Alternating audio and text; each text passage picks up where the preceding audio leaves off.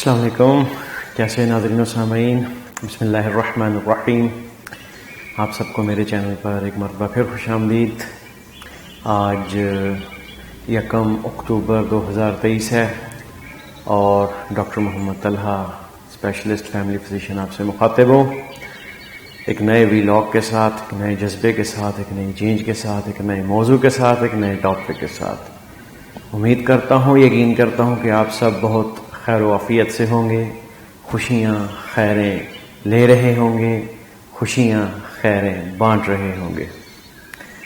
میری ویڈیو اگر آپ کو پسند آئے، میرا موضوع اگر آپ کو پسند آئے تو آپ میرے اس چینل کو سبسکرائب کیجئے گا، میری ویڈیو کو لائک کیجئے گا اور دوست و احباب میں اس کو شیئر کیجئے گا۔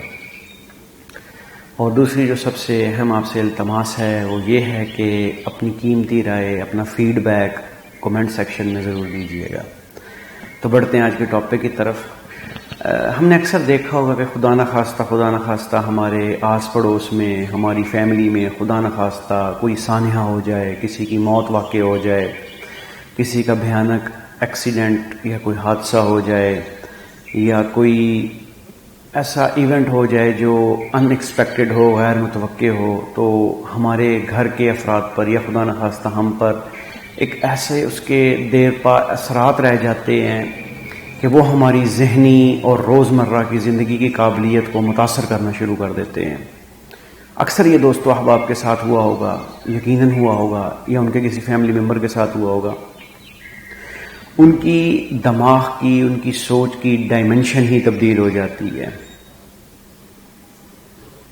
تو ناظرین و سامعین، ایسا کیوں ہوتا ہے؟ یہ رنج و الم کا رد عمل ہے۔ ہمارا ذہن بہت ساری سوچوں کو اپنے اندر محفوظ کیے ہوتا ہے اور ہمارا ذہن بہت سارے کیمیکلز کے اور نیورو ٹرانسمیٹر کے توازن کے ساتھ چل رہا ہوتا ہے، تو وہ ایک دم بکھر جاتے ہیں۔ اچانک بہت بڑا سانحہ آتا ہے تو وہ سوچیں، وہ سگنلز دماغ کو اس حساب سے دے ہی نہیں پاتے جس حساب سے ان کو دینا چاہیے، اور اچانک دماغ بکھر جاتا ہے، اس کا لیول ڈسٹرب ہو جاتا ہے۔ ایسی چیز کو ہم میڈیکل کی ٹرمینالوجی میں گریف ریئیکشن یا رنج و الم کا رد عمل کہتے ہیں۔ یہ کامن فینومینا ہے، بہت سارے لوگوں نے اس کا مشاہدہ بھی کیا ہوگا اور یہ اکثر ہو بھی جاتا ہے۔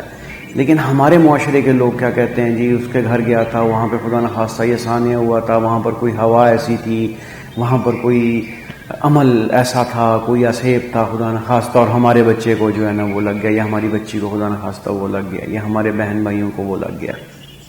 تو یہ ایک بہت غلط ہمارا مت ہے، بہت غلط ہمارا نظریہ ہے۔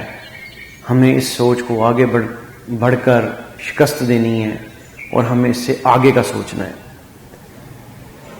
جو بھی ہمارا ریلیٹیو، جو بھی ہمارا رشتہ دار اس گریف ریئیکشن سے گزر رہا ہے، اللہ تعالیٰ معاف کرے، اس کی ذہنی کیفیت بہت زیادہ مفلوج ہو چکی ہوتی ہے، اسے ہیلپ کی ضرورت ہوتی ہے، اسے امیجیٹ ہیلپ کی ضرورت ہوتی ہے، اسے فی الفور مدد کی ضرورت ہوتی ہے۔